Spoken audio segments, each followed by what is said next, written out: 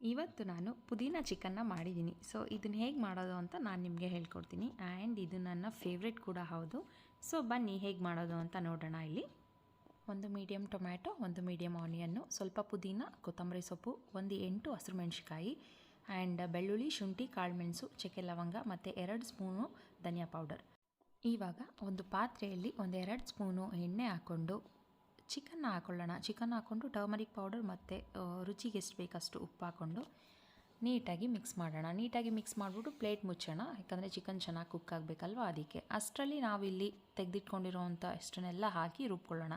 ಧನಿಯಾ powder ಕೂಡ ಹಾಕ್ಕೋಬೇಕು. ಎಲ್ಲ ಈ ಥರ ರುಬ್ಕೊಂಡು ನೋಡಿ, ಚಿಕನ್ ಆಲ್ರೆಡಿ ಎಲ್ಲ ಚೆನ್ನಾಗಿ ಬೆಂದಿದೆ. ನೀರು ಕೂಡ ಒಂಚೂರು ನೀರಿಲ್ಲ, ಅಷ್ಟು ಚೆನ್ನಾಗಿ ಬೆಂದಿದೆ. ಈ ಟೈಪ್ ಇವಾಗ ಮಸಾಲಾನ ಆ್ಯಡ್ ಮಾಡೋಣ. ಮಸಾಲಾನ ಆ್ಯಡ್ ಮಾಡಿ ಅದೇ ಜಾರಲ್ಲಿ ಒಂದು 1/2 ಗ್ಲಾಸಷ್ಟು ನೀರನ್ನು ಹಾಕ್ಕೊಂಡು ಅದನ್ನು ಎಲ್ಲ ಮಿಕ್ಸ್ ಮಾಡಿ ಒಂದು 5 ನಿಮಿಷ ಚೆನ್ನಾಗಿ ಬೇಯಿಸೋಣ. ಇದನ್ನು ಸಾಕು, 5 ನಿಮಿಷ ಇದಕ್ಕೆ ಪರ್ಫೆಕ್ಟಾಗಿ ಕುಕ್ ಆಗಿರುತ್ತೆ. ನೋಡಿ, ರೆಡಿ ಆಯಿತು ಪುದೀನ ಚಿಕನ್. ನೀವು ಕೂಡ ನಿಮ್ಮ ಮನೇಲಿ ಇದನ್ನು ಮಾಡಿ ತಿಂದು ಹೇಗಿದೆ ಅಂತ ನನಗೆ ಕಮೆಂಟ್ ಮಾಡಿ. ಸೊ ನೆಕ್ಸ್ಟ್ ವಿಡಿಯೋ ಅಲ್ಲಿ ಸಿಗೋಣ ಮತ್ತೆ.